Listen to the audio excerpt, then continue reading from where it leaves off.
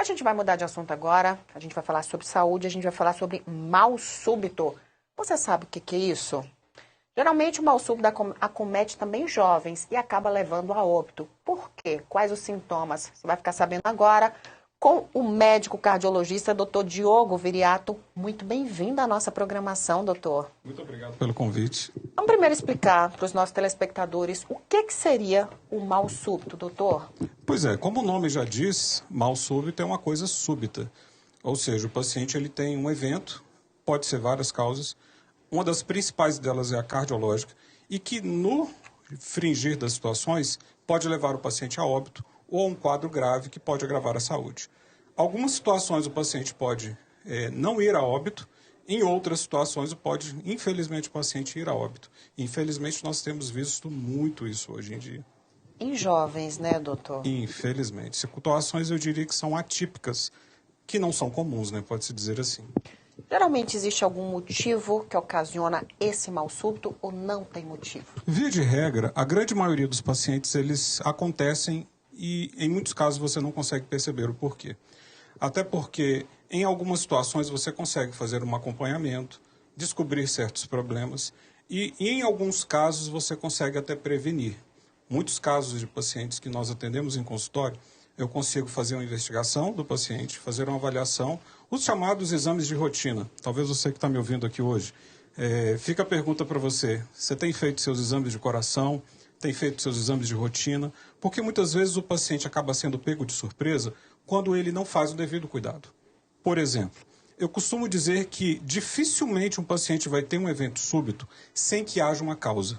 E dificilmente ele vai ter um evento súbito ou um mal súbito sem que antes dê sintomas. Porque o meu corpo, o seu corpo, ele dá sinais, ele fala. O que às vezes acontece é que o paciente não sabe entender... Não presta atenção naqueles sinais. Os sinais do organismo. Então, assim, às vezes a pessoa já estava sentindo uma dor no peito, uma falta de ar, uma limitação nos esforços, e aí ele fala, ah, não, isso é normal. Ah, não, isso aí não é nada. Fiz tal coisa, por isso que eu estou sentindo isso. Com certeza. Hoje de manhã, por exemplo, estava em consultório. Atendi um paciente jovem, sem características típicas para isso, pressão dele descontroladíssima. E você vai observar, não estava sentindo nada. Ele descobriu isso simplesmente fazendo um exame de rotina no periódico.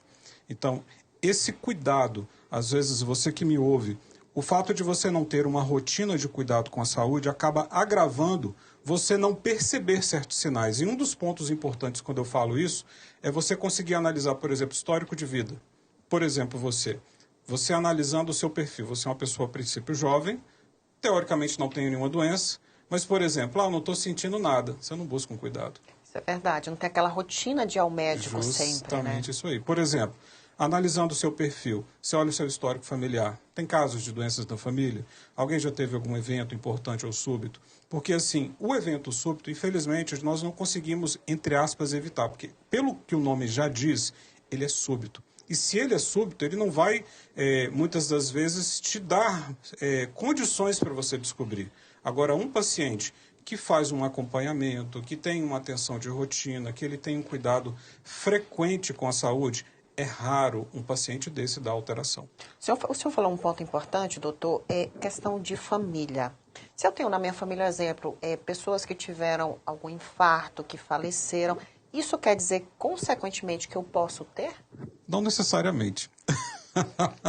Eu costumo usar dois termos interessantes nesse perfil familiar, que é a predisposição e a definição.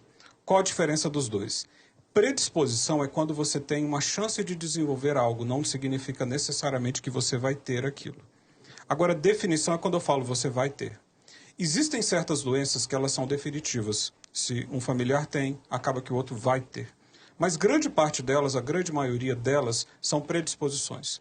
Como que nós analisamos nesse perfil? Se há uma definição, o paciente vai ter. E se ele vai ter, você vai tratar para evitar que não tenha ou que piore. Agora, o paciente que tem uma predisposição significa que ele tem uma chance de ter. Por exemplo, você tem um caso na sua família, eu vou supor, vamos chutar, que na sua família tem hipertensos. Você tem uma chance de ter. Na sua família, por exemplo, seu pai teve morte súbita, teve um infarto precoce, com idade precoce. Tem que olhar esse caso, porque é uma predisposição, não é uma definição. O que vai definir isso é o estilo de vida do paciente.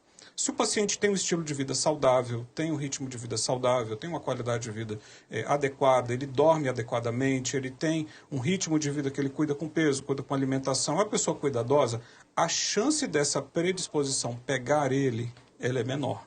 Agora, se o paciente não se cuida, bebe em excesso, usa sal em excesso, não cuida com a alimentação, ritmo de estresse nas alturas, o paciente não dorme bem, é uma salada de problemas. Você vai juntando as coisas, é como se você pegasse aquela predisposição que poderia acontecer, ele acelera para acontecer. Entende? Por exemplo, hipertensão. Hipertensão, se a pessoa tiver uma predisposição, via de regra o paciente vai ter. Só que ele pode ter a hipertensão com 30 anos, pode ter com 40, pode ter com 50, pode vir com 60 ou pode nem vir. Isso vai depender do estilo de vida. Eu foco muito nos cuidados, foco muito nos acompanhamentos e nas avaliações, a questão de comportamento, porque ela é fundamental, ela é crucial para determinar o resultado do paciente.